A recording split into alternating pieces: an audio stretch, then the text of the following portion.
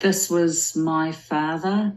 From the time I was born, I was part of a family where child sexual abuse and trafficking and ritual abuse occurred. A typical experience for me would be being woken up, taken out of my bed and pulled down to the van where my father would roughly throw me in.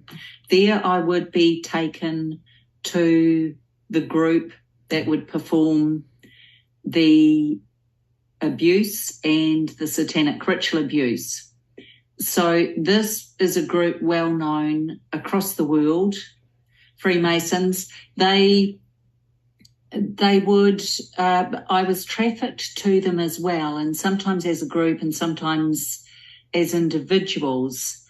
And these were men who my father got to know very well over time, but he would take me in to their meeting, and then we would go into the antechamber, and there would be other children, and we would be lined up. There would be a nurse in one part of that chamber and a doctor would be alongside. The nurse would check us and the doctor would administer an injection. This was some form of barbiturate. I don't know what it was, but it made us children malleable and less anxious. Then we would be taken into the main chamber, and there we would be laid out in a ritualistic format, like a compass with points on it, and then the chanting would begin. So that was a typical example for me. That was a very common occurrence once a month at the Freemasons, and then other times throughout the year at specific events they would hold. So that would be more likely to be rural or out in the country. So a typical ritualistic event from when I was younger, under 10, was to have animals in there that were killed. So one example was there was a little lamb in there that had its throat cut, and we were required to not just put our hands into the blood and do some sort of symbolic sign onto others, so onto other children, that they would then do onto me, but we were also required to drink it. During those ritualistic experiences and sessions, there were children that would be discussed as needing to be sacrificed. Now, for a lot of years, I didn't remember that particular experience, but I do now because my name was mentioned.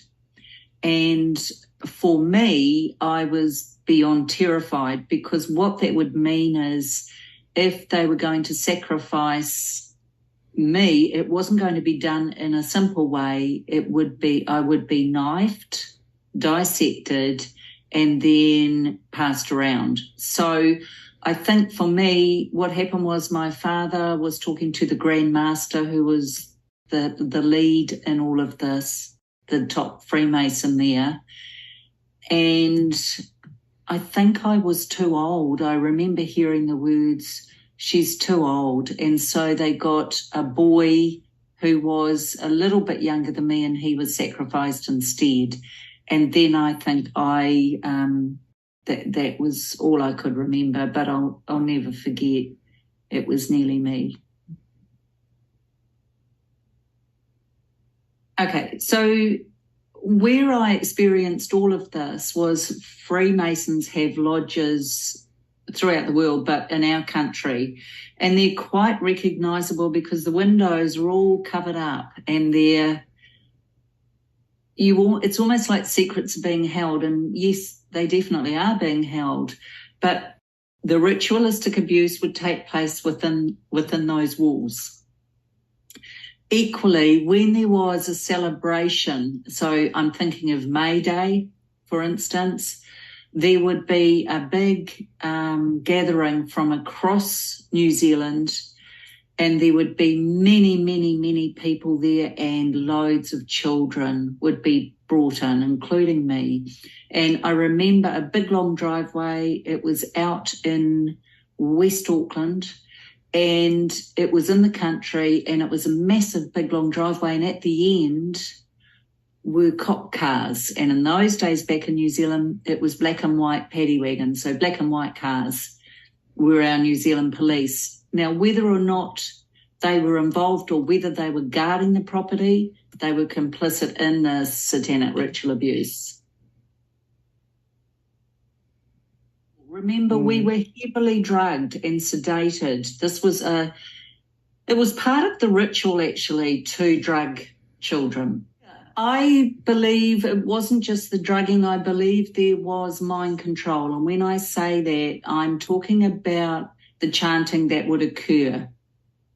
So there was a lot of chanting which tended to be hypnotic and also auto-suggestible. So I think there was a lot of that as well. And I know there was incredible dissociation for me personally during those events, because I would wake sometime later back in my bed and know things had happened but couldn't quite remember what they were. So it's taken decades to understand the control they had through mind control, but also through drugs and also fear. You know, children are vulnerable. They are such easy pickings for these evil people. It was one night I tried to save a little boy. He was crying and he was really distraught, and I knew he was calling attention to himself and that they would not hesitate to sacrifice him. So I tried to talk to him and tried to calm him down and told him a nursery rhyme or a song. I can't quite remember which. But as a result of that, my punishment, when I got home, the dog's head was cut off, and I had to sleep on the pillow with the dog's head. So that ensured I never did anything again. I think the worst experience was one I've spoken to, which was that younger child. Instead of me being sacrificed, he was. And I remember it. I'll never forget it, because, yes, my life was saved, but his was taken. So that's something that stays with you. That doesn't go away easily. Yeah, look, beautiful people watching. You know, if you're watching this, you're interested and you possibly already believe what you've been hearing. The reality is the silence and the cover-up and the absolute refusal of good people to accept that this evil exists means one thing and one thing only, and that is that it will continue to.